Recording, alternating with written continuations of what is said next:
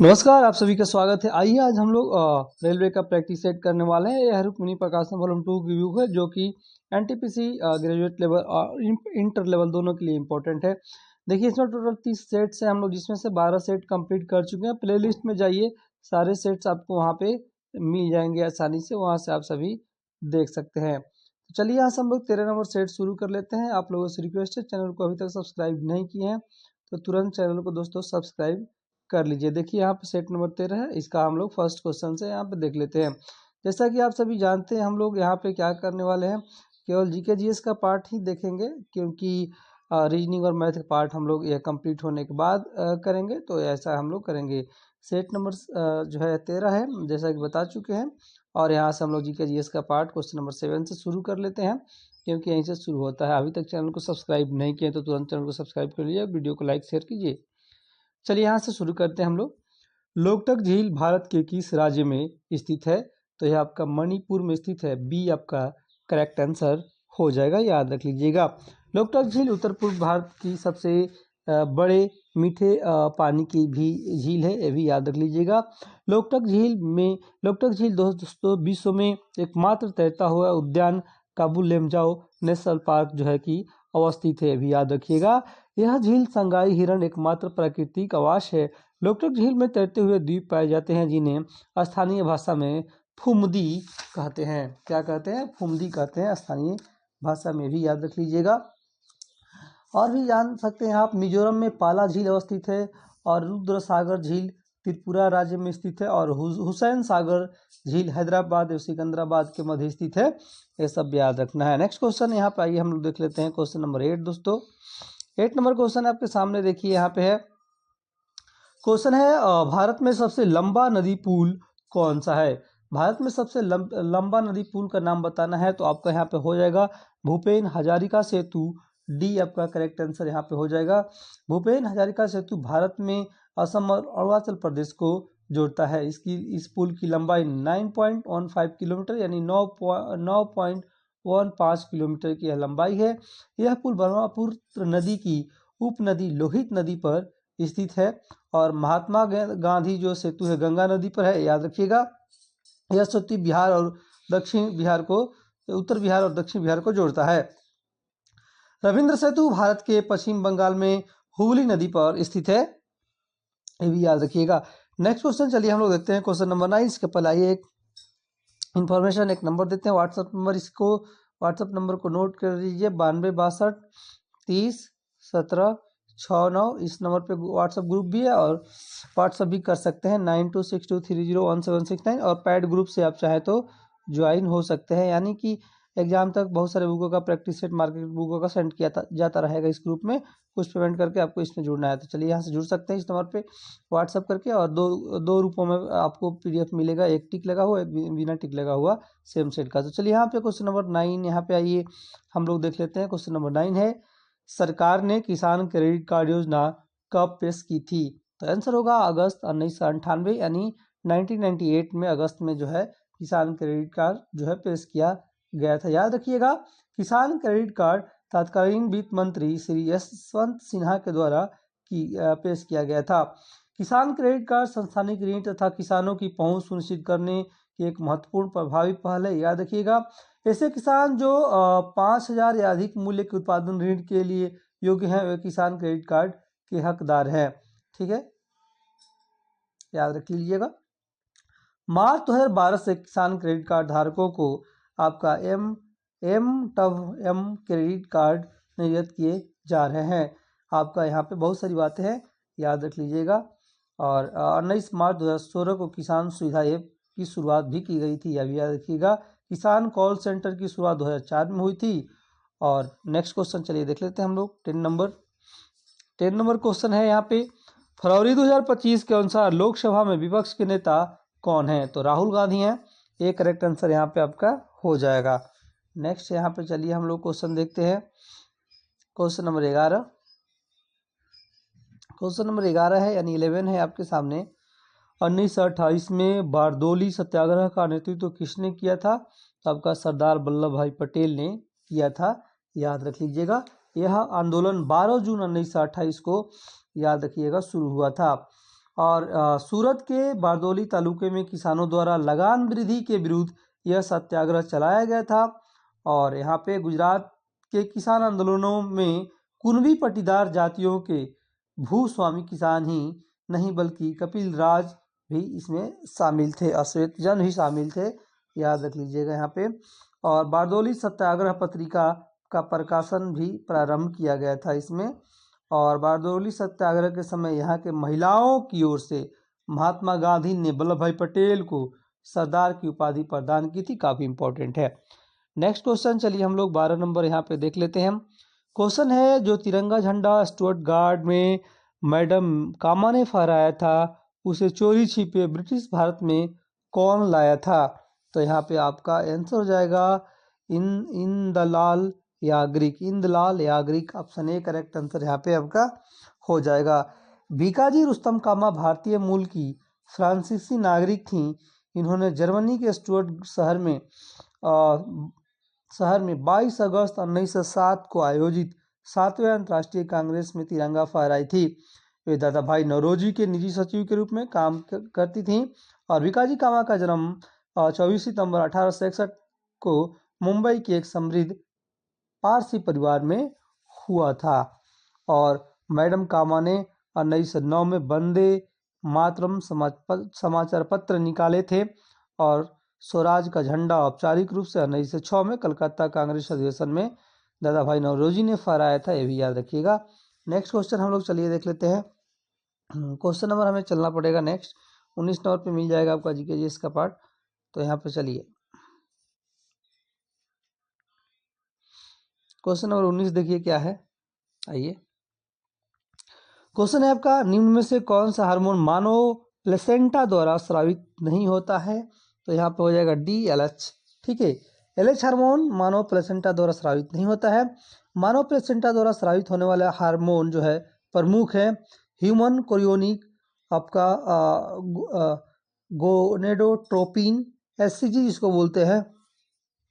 Next है आपका oestrogen, progesterone, human प्लेसेंटोल, lactogen, ठीक है।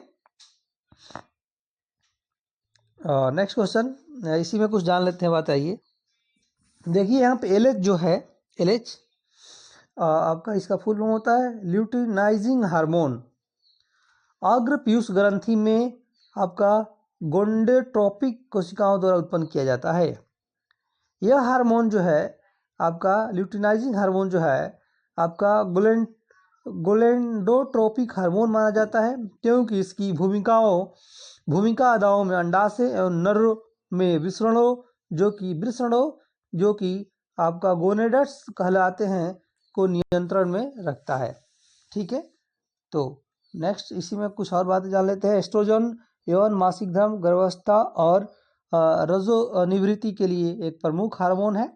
और यौन के दौरान एस्ट्रोजन का स्तर बढ़ जाता है, जिसके कारण स्तनों और कुल्हों जैसी द्वितीयक लैंगिक विशेषताओं का विकास होता है। एस्ट्रोजन का स्तर एक महिला में जीवन भर बदलता रहता है और रजोनिवृत्ति के बाद यह कम हो जाता है। नेक्स्ट क्वेश्चन देखते हैं, 20 नंबर क्वेश्चन है, डीएनए प्रतिकृति रिप्लिकेशन के दौरान पश्च रजुक यानी लैगिंग स्ट्रैंड छोटे छोटे टुकड़ों में बनता है, जिन्हें ओकाजाकी खंड कहा जाता है। इन खंडों को जोड़ने के लिए कौन सा एंजाइम जिम्मेवार है? तो आपका आंसर हो जाएगा डीएनए लाइगेज, ऑप्शन डी आपका करेक्ट आंसर यहाँ पे हो जाएगा। नेक्स्ट क्वेश्चन चलिए हम लोग देख लेते हैं। नेक्स्ट क्वेश्चन हमको मिलेगा क्वेश्चन नंबर आपका 27 पे चलते हैं। देखिए यहाँ पे मिल जाएगा आपको। क्वेश्चन है आपका, यूनेस्को द्वारा सांची स्तूप को विश्व धरोहर स्थल कब घोषित किया गया था? तो आंसर हो जाएगा आपका 1989 में, 1989 में। आंसर आपका बी करेक्ट आंसर हो जाएगा। सांची स्तूप मध्य प्रदेश में स्थित है और सांची स्तूप का निर्माण 3वीं शताब्दी ईस्वी पूर्व में सम्राट अशोक के द्वारा किया गया था। यूनेस्को का पूरा नाम है United Nation Educational Scientific and Cultural Organization. इसकी स्थापना, यूनेस्को की स्थापना 16 नवंबर 1945 को किया गया था और वर्तमान में इसके 195 सदस्य देश हैं, 12 सहयोगी देश हैं और 2 पर्यवेक्षक सदस्य देश हैं। यूनेस्को का मुख्यालय कहाँ पे है? तो पेरिस, फ्रांस में स्थित है। ठीक है। और वर्ष 2023 में पश्चिम बंगाल के शांति निकेतन और कर्नाटक स्थित होयसल को पवित्र मंदिर समूह को यूनेस्को के विश्व विरासत में शामिल किया गया है। और सितंबर 2024 के अनुसार भारत में यूनेस्को की वर्ल्ड हेरिटेज लाइटों की कुल संख्या 43 हो गई है, याद रख लीजिएगा। और यहाँ पे देखिए, असम के होम वंश की चराई देव मोई दाम को यूनेस्को ने 43वां भारत का विश्व धरोहर जो है घोषित किया, याद रख लीजिएगा। और नेक्स्ट क्वेश्चन बढ़ते हैं। भारत में सार्वजनिक क्षेत्र के उद्यमों में विनिवेश प्रक्रिया किस वर्ष प्रारंभ हुई है? तो यहाँ पे हो जाएगा 1991 में, 1991 में, याद रख लीजिएगा। ठीक है। नेक्स्ट क्वेश्चन चलिए हम लोग देख लेते हैं। यहाँ पे नेक्स्ट क्वेश्चन हमारा मिल जाएगा 29 पे, चलते हैं और देख लेते हैं। क्वेश्चन है यहाँ पे देखिए आपका नकलेवर फेस्टिवल जो है उत्सव किस राज्य से संबंधित है? तो यह आपका उड़ीसा से संबंधित है। डी करेक्ट आंसर हो जाएगा आपका। नकलेवर उत्सव जो है आपका उड़ीसा के पुरी जगन्नाथ मंदिरों से जुड़ा एक प्राचीन उत्सव है। इस नकलेश्वर उत्सव में भगवान जगन्नाथ, बालभद्र, सुभद्रा और सुदर्शन की पुरानी मूर्तियों को बदलकर नई मूर्तियां स्थापित की जाती हैं। परमानुसार नकलेश्वर का कार्य तब तक किया जाता है जब आषाढ़ मास अधिमास होता है। यह प्राय 8 वर्ष बाद, 11 वर्ष या 11 वर्ष बाद या 19 वर्ष बाद आता है। ये मूर्तियां एक विशेष प्रकार की नीम की लकड़ी की से बनाई जाती हैं, जिसे आपका दारू ब्रह्मा कहते हैं। ठीक है। नेक्स्ट क्वेश्चन है, प्रख्यात समाज सुधारक और महिला शिक्षा के लिए कार्य करने वाली पंडिता रामाबाई सरस्वती किस भाषा की महान विदुषी थीं? तो यहाँ पे आंसर हो जाएगा आपका संस्कृत की। सी करेक्ट आंसर आपका यहाँ पे हो जाएगा। ठीक है, तो इसे याद रख लीजिएगा। और पंडित रामाबाई सरस्वती संस्कृत भाषा की महान जो है विदुषी थीं। इनका जन्म 23 अप्रैल 1858 को संस्कृत के विद्वान अनंत शास्त्री डोंगरे के घर हुआ था। ठीक है। और कलकत्ता विश्वविद्यालय द्वारा 1878 में उन्हें सरस्वती की उपाधि दी गई थी। और इन्होंने आर्य महिला समाज की स्थापना 1882 ईस्वी में की थी। पंडित रमाबाई ने महिलाओं के शिक्षा एवं रोजगार के लिए भी कार्य किए थे। पंडित रमाबाई ने the high cost Hindu women पुस्तक भी लिखी थी। ठीक है। नेक्स्ट क्वेश्चन देखते हैं। यहाँ पे 31 नंबर है आपका। दिल्ली की जामा मस्जिद का निर्माण किस वर्ष में पूरा हुआ था? तो आंसर होगा आपका 1656 में। सी करेक्ट आंसर आपका यहाँ पे हो जाएगा। दिल्ली की जामा मस्जिद का निर्माण कब हुआ था? तो 1656 में। और जामा मस्जिद भारत का सबसे बड़ा मस्जिद है। यह जो जामा मस्जिद है भारत का सबसे बड़ा मस्जिद है। 1656 में इसका निर्माण हुआ था। और दिल्ली में जामा मस्जिद शाहजहां द्वारा बनवाया गया था। और शाहजहां ने 1638 ईस्वी में शाहजहानाबाद शहर का भी निर्माण करवाया था। शाहजहां ने दिल्ली में अनेक निर्माण कार्य करवाए थे, जिसमें लाल किला, जामा मस्जिद, दीवाने आम, दीवाने खास, रंग महल, वसीयते हाउस आदि का निर्माण इन्होंने करवाया था। लाल बलुआ पत्थर मुख्यतः चुनार से लाया गया था, याद रख लीजिएगा। और दिल्ली की मोती मस्जिद का निर्माण औरंगजेब ने करवाया था। भारत का प्रथम मस्जिद कुबत उल इस्लाम मस्जिद माना जाता है। भारत की सबसे बड़ी अधूरी मस्जिद किले कुहना है, जो पुरानी किला के नाम से जाना जाता है। नेक्स्ट क्वेश्चन है, भारत के अंतरिक्ष कार्यक्रम का जनक किसे माना जाता है? तो आपका हो जाएगा विक्रम साराभाई को। एक करेक्ट आंसर आपका यहाँ पे हो जाता है। ठीक है, इसे याद रख लीजिएगा। विक्रम साराभाई अंतरिक्ष केंद्र केरल में तिरुवनंतपुरम में स्थित है। इस केंद्र की शुरुआत 1962 में Thumba equatorial rocket launching station के रूप में की गई थी। वर्तमान में विक्रम साराभाई अंतरिक्ष केंद्र जो है तिरुवनंतपुरम का निदेशक जो है तिरुवनंतपुरम में है, जिसके निदेशक हैं एस उन्नीकृष्णन नायर। ठीक है। विक्रम साराभाई के द्वारा स्थापित हुए जो है निम्न संस्थाएं हैं, जैसे कि भौतिक अनुसंधान प्रयोगशाला अहमदाबाद, विक्रम साराभाई अंतरिक्ष केंद्र Thiruvananthapuram, space application centre Ahmedabad, uranium corporation of India limited Jaduguda. ठीक है। नेक्स्ट क्वेश्चन चलिए देखते हैं। नेक्स्ट क्वेश्चन देखिए यहाँ पे 39 नंबर। निम्नलिखित में से कौन सतत और सारणी में सबसे अधिक धात्विक गुण प्रदर्शित करता है? तो यहाँ पे आंसर हो जाएगा आपका सीजियम। डी करेक्ट आंसर आपका यहाँ पे हो जाएगा सीजियम। ठीक है, नेक्स्ट 40 नंबर है आपका, निम्नलिखित अभिक्रिया में कौन सा पदार्थ ऑक्सीकारक का कार्य करता है। ऑक्सीकारक का कार्य आपका दोस्तों HNO3, आपका बी करेक्ट आंसर यहाँ पे हो जाएगा। ठीक है, इसे याद रख लीजिएगा। नाइट्रिक एसिड इसको बोलते हैं, यह अपचयित होकर N2 बनाता है और इलेक्ट्रॉन ग्रहण करता है, इसका अवकरण होता है। ठीक है, तो चलिए नेक्स्ट क्वेश्चन देख लेते हैं आपका 41। ये सब देखिए मैथ रीजनिंग का क्वेश्चन है। तो आगे हम लोग बढ़ते हैं और यहाँ पे देखते हैं कहाँ मिल जाएगा। यहाँ पे आपका 47 नंबर देख लीजिए, 47 नंबर क्वेश्चन है।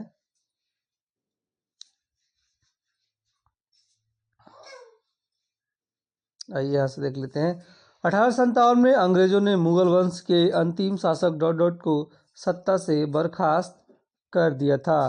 तो यहाँ पे दोस्तों आंसर जाएगा आपका option A Bahadur Shah Zafar. Option A आपका करेक्ट आंसर हो जाता है। 1857 में अंग्रेजों ने मुगल वंश के अंतिम शासक बहादुर शाह जफर को सत्ता से हटाया था, याद रखिएगा।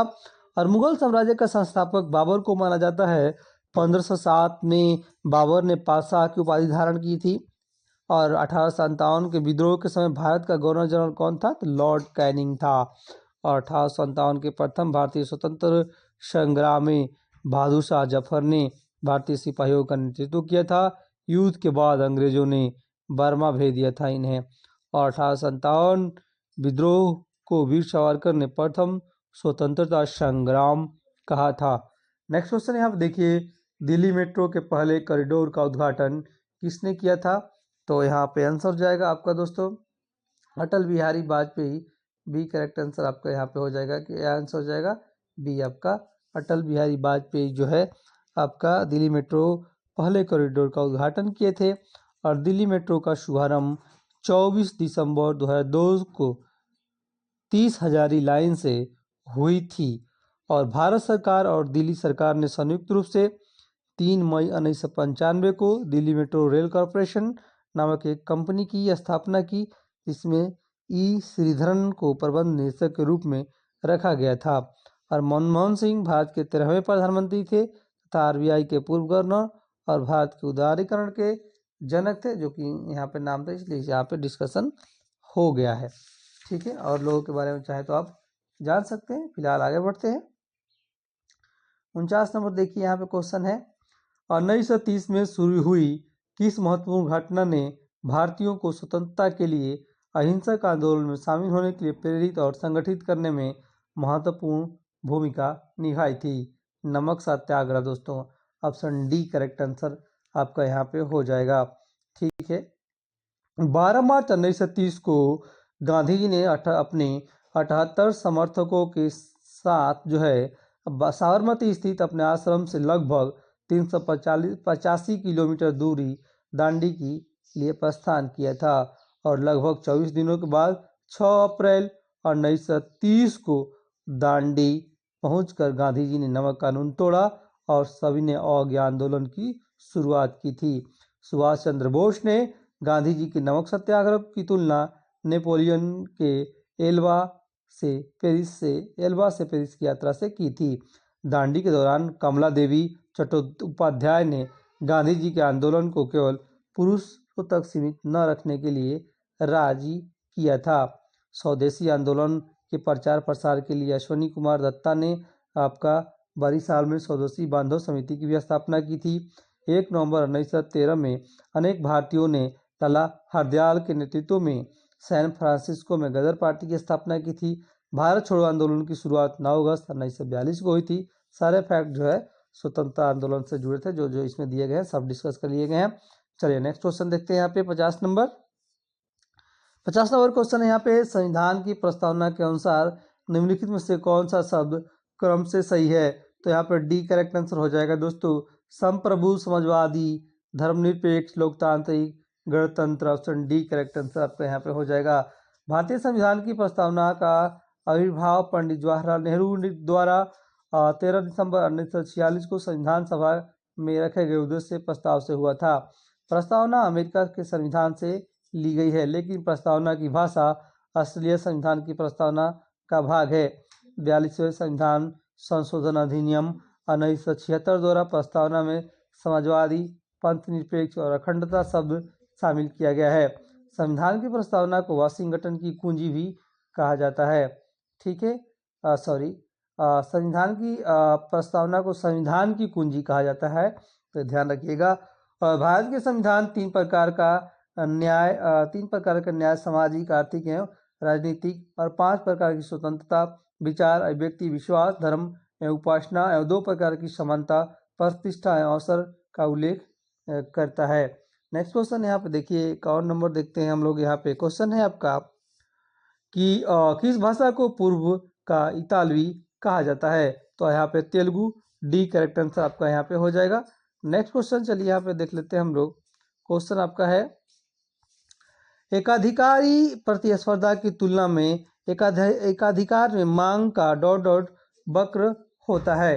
आंसर हो जाएगा यहाँ पे दोस्तों आपका कम लोचदार। ठीक है, 3 बजे की घड़ी, ये आपका रीजनिंग मैथ का क्वेश्चन है, तो इसे देखते रहिएगा और बाद में हम लोग इसे करा देंगे। फिलहाल हम लोग आगे बढ़ते हैं। यहाँ पे आगे कहाँ बढ़ेंगे, तो नेक्स्ट क्वेश्चन देख लेते हैं कौन सा मिल जाता है हमको। तो यहाँ पे देखिए आपका चलिए थोड़ा आगे बढ़ जाते हैं हम लोग, यहाँ से देख लेते हैं 60 नंबर से। ओजोन परत के क्षरण के लिए मुख्य रूप से कौन सी गैस जिम्मेवार है? तो आंसर हो जाएगा आपका दोस्तों यहाँ पे आपका आंसर हो जाएगा आपका D chlorofluorocarbon. D correct answer आपका हो जाएगा। और एक नए शोध में कार्बन डाइऑक्साइड भी सामने आया है। फिलहाल यहाँ पे आंसर डी होगा।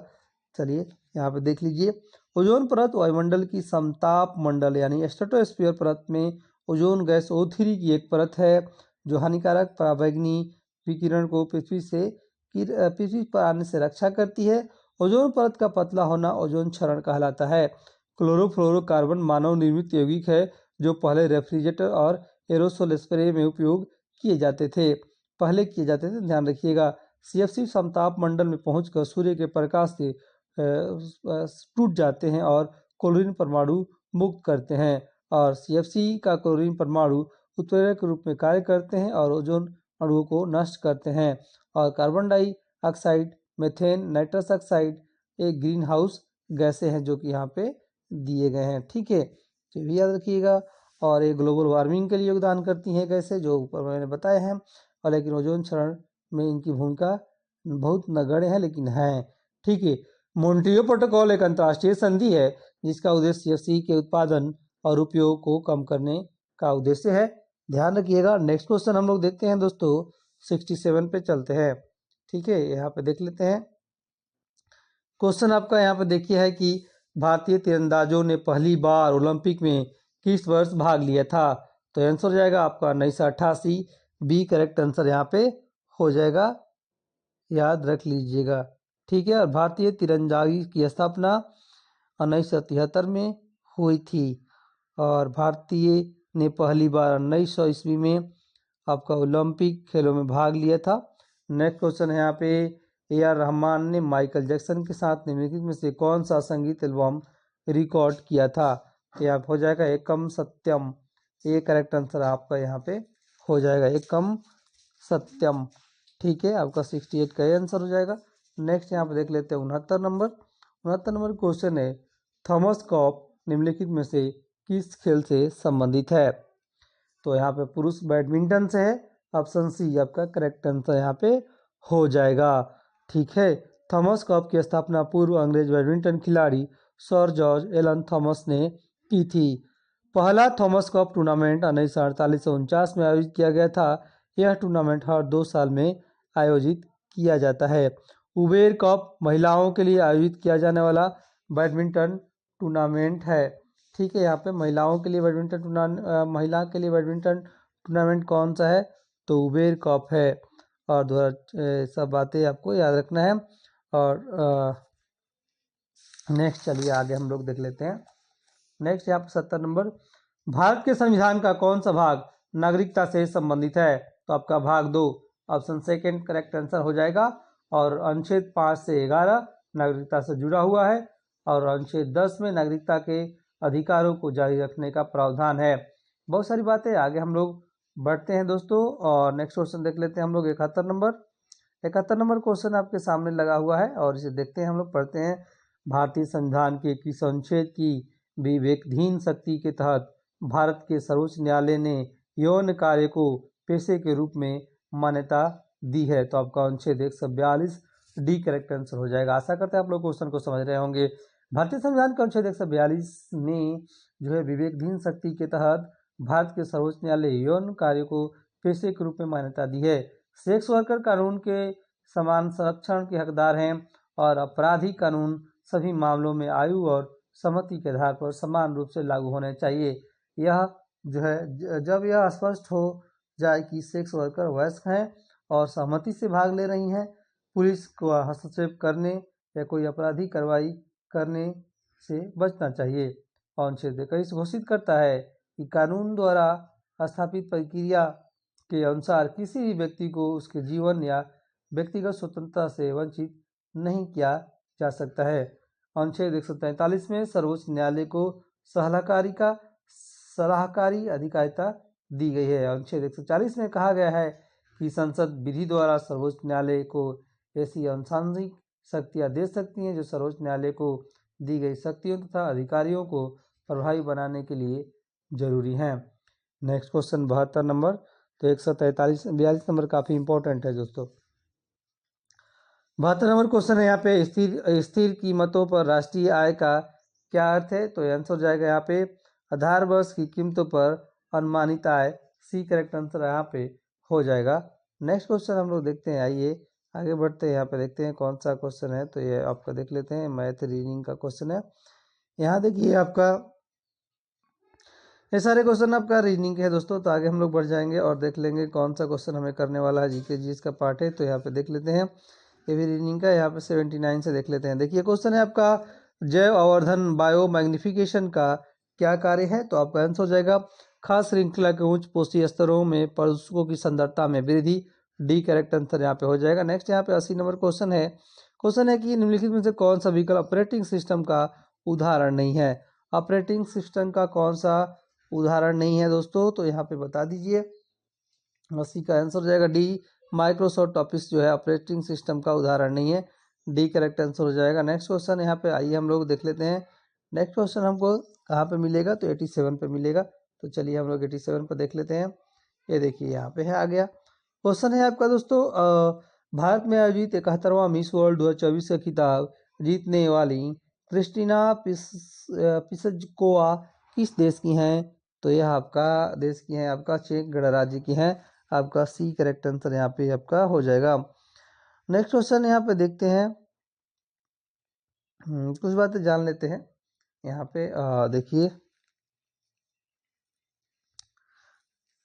चलिए नेक्स्ट क्वेश्चन देख लेते हैं। 88 नंबर, निम्नलिखित में से कौन 85वां ग्रैंड मास्टर का खिताब विजेता बने हैं? तो यहाँ पे पी श्याम निखिल जो है बी करेक्ट आंसर यहाँ पे हो जाएगा। यह तमिलनाडु राज्य से हैं और वैशाली रमेश बाबू 84वां ग्रैंड मास्टर खिताब विजेता है, अभी याद रखिएगा। कोनेरी हम्पी ग्रैंड मास्टर खिताब जीतने वाली पहली भारतीय महिला है। इनका नाम काफ़ी इंपॉर्टेंट हो जाता है, कोनेरी हम्पी, याद रख लीजिएगा। और तमिलनाडु भारत का सबसे अधिक ग्रैंड मास्टर खिताब हासिल करने वाला भारतीय राज्य है। डी गुकेश विश्व के सबसे कम उम्र वर्ल्ड शतरंज चैंपियंस हैं, इनका भी नाम याद रखना है। नेक्स्ट क्वेश्चन चलिए देखते हैं हम लोग।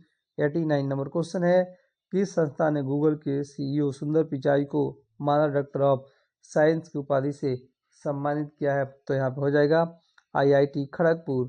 बी करेक्ट आंसर आपका यहाँ पे हो जाएगा। कौन? IIT खड़गपुर। सुंदर पिचाई IIT खड़गपुर में मेट्रोलॉजिकल इंजीनियरिंग में बीटेक की डिग्रियां हासिल किए थे। वर्तमान में गूगल के अल्फाबेट के CEO सुंदर पिचाई हैं। गूगल का मुख्यालय कैलिफोर्निया अमेरिका में स्थित है। 90 नंबर क्वेश्चन है, जापान और कोरिया के बाद USA के नेतृत्व वाले खनिज सुरक्षा विद नेटवर्क में शामिल होने वाले तीसरा एशियाई देश कौन सा है? तो यहाँ पे हो जाएगा भारत। डी करेक्ट आंसर यहाँ पे हो जाएगा। नेक्स्ट क्वेश्चन देखते हैं यहाँ पे दोस्तों। आपका कवड़िया सिन्नाम में किस देश की पहली महिला राष्ट्रपति के रूप में शपथ ली थी? तो यहाँ पे क्लाउडिया है दोस्तों, क्लाउडिया सिनबाब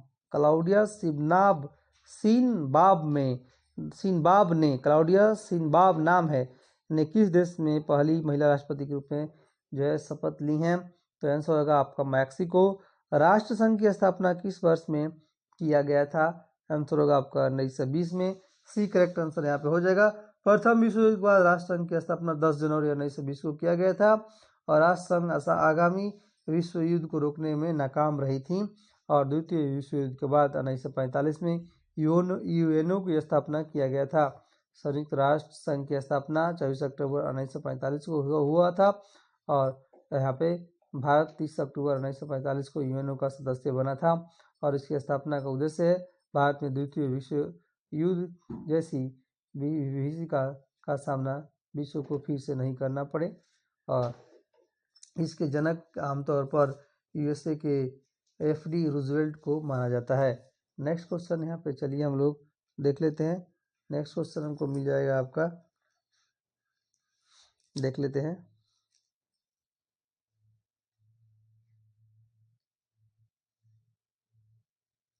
चलिए देखिए यहाँ पे ए हो गया, लगभग 100 क्वेश्चन हम लोग कंप्लीट कर लिए हैं। यहाँ पे 2 क्वेश्चन और है, इसे देख लेते हैं। 99 नंबर है, इंटरनेट पर डेटा को सुरक्षित रूप से स्थानांतरित करने के लिए किस प्रोटोकॉल का जो है प्रयोग किया जाता है? तो इंटरनेट पर डेटा को सुरक्षित रखने के लिए हम लोग कौन सा प्रोटोकॉल का जो है प्रयोग करते हैं? आपका HTTPS। Option C correct answer आपका यहाँ पे हो जाएगा। ठीक है, यहाँ पे देख लीजिएगा। नेक्स्ट क्वेश्चन 100 नंबर है, जीन एडिटिंग तकनीक CRISPR-Cas9 में CS9 का क्या कार्य होता है? तो आपका डीएनए को काटता है। बी करेक्ट आंसर हो जाएगा। चलिए यहीं पे इंट करते हैं।